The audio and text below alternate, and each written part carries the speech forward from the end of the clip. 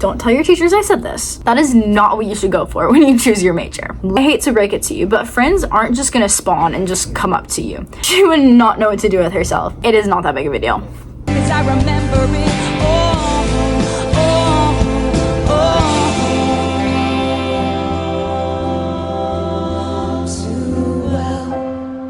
Hey guys, welcome back to my channel. If you're new here, my name's Ellie, aka All Too Swift, and I upload videos about all things Taylor Swift and sometimes more. I've really been wanting to film just a little like sit down face-to-face conversation video, almost like we're on FaceTime, you know, big sister vibes. So that's what we're gonna be doing today. So I'm kind of just chilling, got my fairy lights on in the background, and we're just gonna talk. You guys had some questions that you wanted me to answer, so I'm gonna be your big sister and answer your questions about college, being a teenager, etc. Before we get started, make sure to subscribe if you aren't already, because I upload videos like this and Taylor Swift content literally all the time, and everyone is so nice here. Everything is so fun, everyone's so supportive and sweet, and it's a really good community that we've built, and I love you guys so much. So might as well join and stick around for my other videos. If you're seeing this right now, I want you to pause the video and go and comment down a little hand heart emoji, because you guys know that's literally like my favorite emoji ever. So without any further ado, let's get on to the video.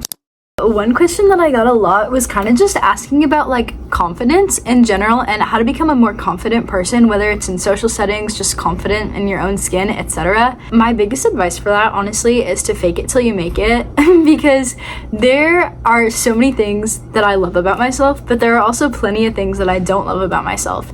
And you can't just sit and focus on those things that you don't like about yourself. You have to focus on the things that you do like. So for example, I love my hair. I think it's so fun. I love that it curls. I love the color of it. It looks like I got highlights, but it just lightens in the sun. Like, I love everything about my hair. Instead of focusing on something about myself that I don't like, I'll focus on, oh hey, my hair looks really cute today. Kind of takes your mind off of the things that you don't like. You have to retrain your brain. If you feel yourself thinking those thoughts, like, oh wow, like I really don't like how this part of me looks, you really have to just think, you know what? That's okay, because I like how this part looks. I don't like how short I am, but I love my hair. I have great hair. It takes a lot of practice and is super, super hard, but fake it till you make it, and I promise you 100% you will become more confident just through faking confidence. Another big thing too that I've honestly learned these past years of doing YouTube, even because I've been making YouTube videos literally for like forever. Like, I started my first YouTube channel when I was 8 years old. Like, that's how long it's been. Over time, making YouTube videos has actually helped me become better at public speaking and become more confident in social settings in general. I'm literally taking a public speaking class right now. If me in like 7th grade knew that I was taking a public speaking class where like I had to give graded speeches, she would be like freaking out. She would not know what to do with herself. Obviously, I still get a little nervous before I go up to present because, you know, it's graded, like who wouldn't? And I'm just an anxious person in general. Talking to the camera has actually helped me develop those skills better at feeling like I'm talking to people, because I've just gotten so used to talking and practicing. And honestly, as with all things, practice makes perfect. So practice your confidence, practice speaking in front of a camera. Honestly, start a YouTube channel. Like, it sounds so silly, but start a YouTube channel. You don't have to tell like your friends at school about it. Obviously, make sure you have your parents' permission, but start a YouTube channel and practice talking to people, practice faking that confidence, and eventually you will succeed. I promise you. Another question I got a lot of was kind of just asking about college in general and homework in college, how I manage my time, etc. Everybody's experience is going to be completely 100% different. I'm working and in college full-time because I need money, because I'm paying for my own school. I know a lot of people have their parents pay for their school. Some people have scholarships and things. My situation that I'm in, I have to pay for my own school, unfortunately. So that means that I'm working full-time and in school full-time. Not working like full-time, like I don't work 40 hours a week, but I work literally as much as I'm possibly able to with what my school schedule allows. Our school operates on a Monday, Wednesday, Friday, and then Tuesday, Thursday schedule. So like your classes are basically the same Monday, Wednesday, Friday, and then they're the same Tuesday and Thursday. On my Mondays, I have one class in the morning at 9, and then I go to work from 11 until 6. So I'm gone basically the whole day on Mondays. For the most part, my schedule is the same Monday, Wednesday, Friday. And Tuesdays and Thursdays, I have 4 classes, and so my first class is at 9:30, and I'm not done with class until 5:15. I'm pretty busy. The best way that I found personally to manage my time, this sounds very counterintuitive. Obviously, you want to pay attention in class. You don't want to be off task. However, if the professor's lecturing and you already know what you're supposed to be doing, obviously you don't want to be rude. You're supposed to be paying attention, you should be paying attention. But depending on the situation, if the context that you're in allows, I love multitasking. I can take notes on my computer and then I can switch over to my other tab and be working on homework. Today, for example, I had a speech outline and a presentation that I had to get done, and I did those during my English class. Don't tell your teachers I said this, because I know it is not the best thing to be doing. However, with how busy my schedule is, I really do need to multitask and I need to use every spare second. If you can do that work while you're already out, or even between classes, that would be my main recommendation.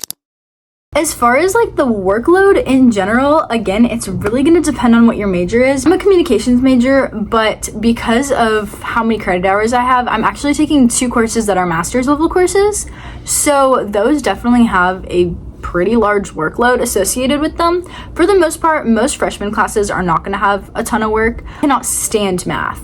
I literally have never taken calculus in my life, and I will never take calculus, and I stand by that. I got up to AP stats and I'm done. I'm not. So I have all my math credits that I need to graduate, and I never have to take another math class, so I will not be doing so. Some people hate English, cannot write essays to save their life.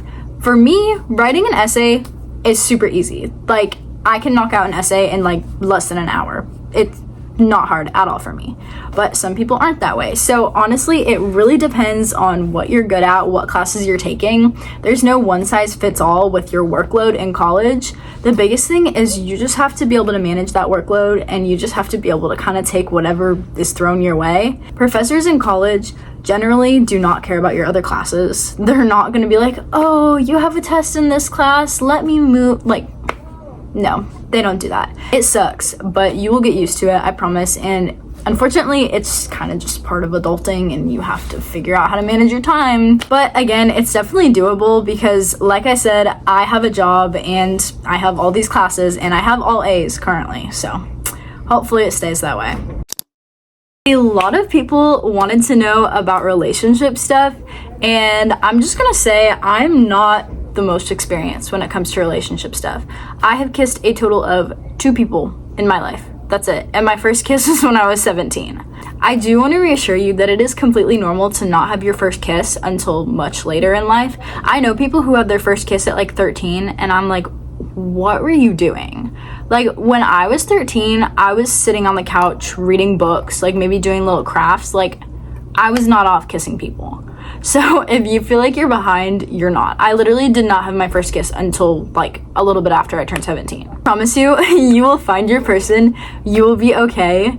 You really don't need to stress about having your first kiss at a certain age. I promise you, it is 100% okay to have your first kiss whenever it happens. I personally would much rather have my first kiss be with someone that I actually care about and have a good memory associated with it than some random person that I kissed just because I wanted to have my first kiss. Definitely don't push yourself. Don't try and do something just because you feel like you're supposed to because society says you should.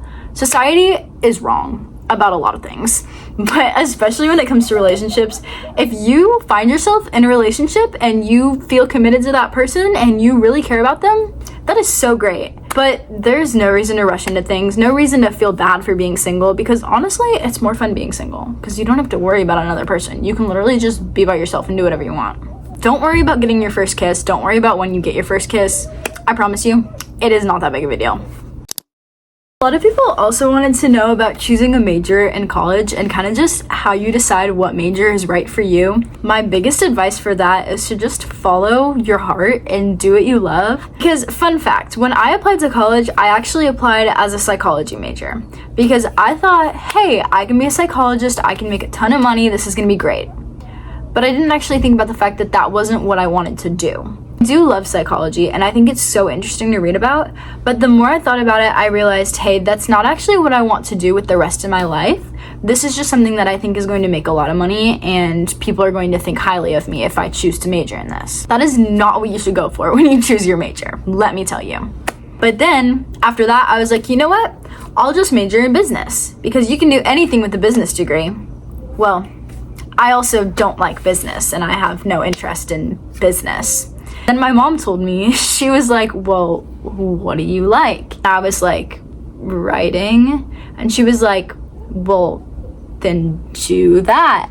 And I was like, oh, I never thought of that before. My college unfortunately does not offer creative writing or just writing in general as a major, so I did the next best thing and I chose communications. Communications basically is obviously the study of how people communicate with one another, verbal and nonverbal communication, so both talking to people, giving speeches, performing, etc., but also writing, getting things and gathering them to present to a wide audience. Those all fall under communications. I'm a person who loves doing social media stuff. I love making my little videos. I love making little Instagram reels. I love writing. I love just doing all that kinds of stuff. Communications felt perfect for me because I was like, you know what? This is what I love. This is literally a combination of everything that I love. If you go to Google and you just search up, what can I do with a whatever degree? It will tell you. So I looked that up and I found out that with a communications degree, you can do so many different things. You can go into journalism, you can go into public relations, you can go into marketing, you can be an author, literally so many different things. And the more and more I was reading, I was like, I would literally be so happy with any of these jobs. My biggest advice, I guess, is just to follow your heart and just do what you love. And if you're undecided, that's okay. Completely normal to change your major. Another thing that's super helpful is there's a lot of online tests too, and you can search like job aptitude tests or personality tests and whatever, and you can find so many different personality tests that will tell you what kind of job you should have. Obviously, you don't have to follow them, but it's definitely a good starting point if you literally have no idea what you want to do, because let's face it, it can be so overwhelming to literally sit down as not even an adult yet and someone tell you, okay, what do you want to do for the rest of your life? Like, that's a big question. That's hard. And if all else fails, definitely try and choose something that is more broad. Don't choose something that's super, super narrow, because I was thinking about majoring in journalism, for example. However, if I majored in journalism, I would literally be stuck in journalism. Like, that would be it. Like, journalism is a very narrow discipline. However, if I major in communications, communications is like this. Like, communications is huge. There are so many things you can do. Journalism is like this little baby circle over here. Journalism is inside of communications. But if you just do journalism, you can't necessarily do public relations, human resources, etc., etc. You would have to stay in journalism. That's another thing that led me to communications, because there were just so many things that I could do with it. I was like, you know what? These are all things that I enjoy. These are all different things. If I get a degree in communications and I get a job in marketing and I don't like it, I can get a job in journalism. If I don't like that, I can get a job in HR. If I don't like that, I can do public relationships. Literally so much different stuff. So definitely pick something that's more broad. Don't do something super, super focused and super narrow unless you're like 100% sure that that's what you want to do. But if you're like me and you're indecisive, definitely pick something that's much more broad. I feel like this video is getting so long, so this is gonna be our last question for the day, but a lot of people also wanted to know what to do if you feel lonely or not like you have a lot of friends, how to make friends, etc. It can be hard not having a lot of friends, and honestly, I've never been someone that has a ton of friends. The biggest thing is that you need to step outside of your comfort zone, because if you just stay in your little bubble, you're not gonna make friends. I hate to break it to you, but friends aren't just gonna spawn and just come up to you. You do have to go out of your comfort zone, and you do have to go out there and try to make those friends. Both in college and high school, middle school, literally like anywhere, joining different clubs and organizations is the best way to make friends, because you're surrounded by people who have a similar interest to you already. So you already know that you have some sort of common denominator with them. Another thing is just in classes, talk to the people around you. Obviously, don't talk when the teacher's talking, because that's rude. However, if it's a little transition time, the teacher asked you to get a paper out, don't be afraid to ask for a pencil or ask for a piece of paper, because that's how you start those conversations. Or if you're struggling on a problem, be like, hey, what did you get for number 3? And you guys can talk. You have to bring yourself out of your little shell. I know it's so hard. As someone who was extremely, extremely shy in school and did not talk to anyone, you need to talk to people. I'm telling you, because you will not make friends if you don't talk to people. Do not be afraid to step outside your comfort zone, even though I know it is so hard. Don't be afraid, please. You can do it. You're brave and you're strong, and I believe in you. Alright guys, that is it for this video. Hopefully you guys like this sort of just kind of chill, like sit down video. I love being able to just talk to you guys and give you guys advice. So let me know if you want more of these. If you have more questions, put them down in the comments and I will try to answer, or maybe I'll make a part 2 of this video. I don't know. Let me know what you guys want to see. But yeah, if you made it to the end of the video and you're not subscribed, literally what are you doing? Because you watched the whole way, so you obviously enjoyed it. So might as well subscribe. Anyway, I love you guys so much, and I hope you guys have an amazing day, because you are all so lovely and wonderful and kind and beautiful and smart and amazing. And yeah, bye guys.